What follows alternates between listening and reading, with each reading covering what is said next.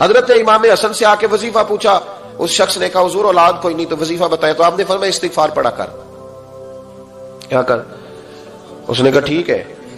تو حضور پھر میں دوبارہ کب آؤں؟ تو امام حسن کہنے لگے بے اولاد ہے نا تو، استغفار کا وظیفہ بتایا نا؟ کہا ہاں۔ فرمانے لگے اب اس وقت آنا جب اللہ تجھے 10 بیٹے عطا کرے گا۔ کتنے؟ 2 4 نہیں، 10 ہی کہہ دیے۔ تو حضرت امیر معاویہ رضی اللہ تعالیٰ دیکھا، کہنے لگے حسن اتنا بڑا دعویٰ؟ آپ فرمانے لگے میں نے کہہ دیا نا تو اللہ فضل کرے گا، ہاں ہاں اللہ خیر کرے گا، خیر ہو جائے گی۔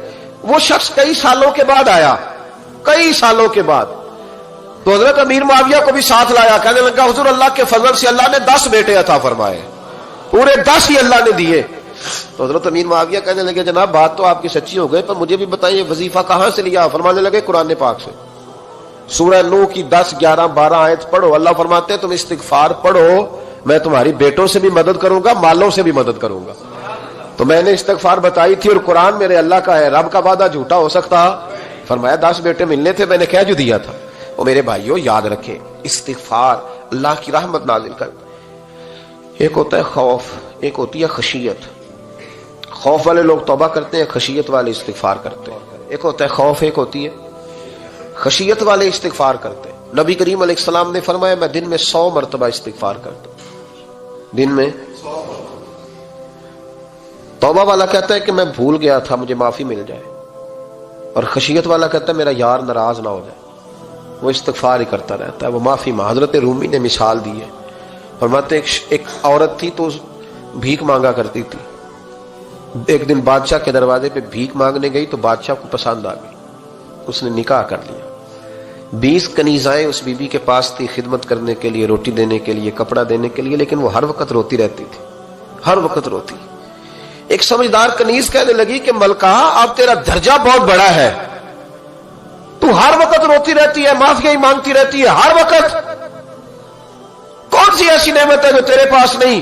تو وہ کہنے لگی اس لیے تو روتی ہوں۔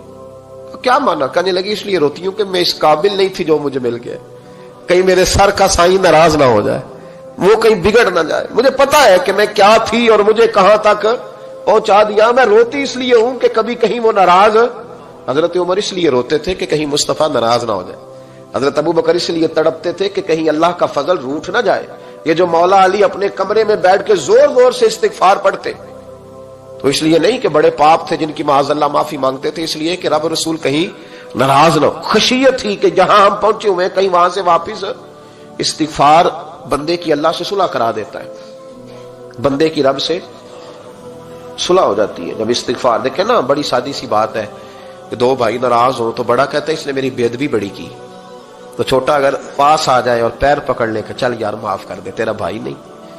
پتہ کیا ہوتا ہے؟ صرف معافی نہیں ملتی، ہاں صرف معافی نہیں، چھوٹے نے بے ادبی کر دی، بڑے کو تکلیف ہوئی، بات جب آگے بڑھی نا تو بڑے نے شکوہ کیا، جب لوگوں نے چھوٹے کو سمجھایا تو چھوٹا جب معافی مانگتا ہے، ادھر دیکھو میری طرف، جب چھوٹا معافی مانگتا ہے نا اٹھ کے جاتا ہے اور بڑے کے پیر پکڑتا ہے تو میرا معاف نہیں کرتا، بڑا رو بھی پڑتا ہے، بڑا رو بھی پڑتا ہے، اور وہ کہتا ہے کہ وہ میں اور تم اماں کے پاس اکٹھے بیٹھتے، ایک باپ کی موٹر سائیکل پہ اکٹھے بیٹھتے، تو تیرا اور میرا رشتہ اتیار تو نے یہ کیوں؟ وہ جو آنسو نکلتے ہیں نا وہ درد ہوتا ہے، وہ کیف ہوتا ہے، وہ سوز ہوتا ہے، وہ لذت ہوتی ہے، وہ پیار ہوتا ہے۔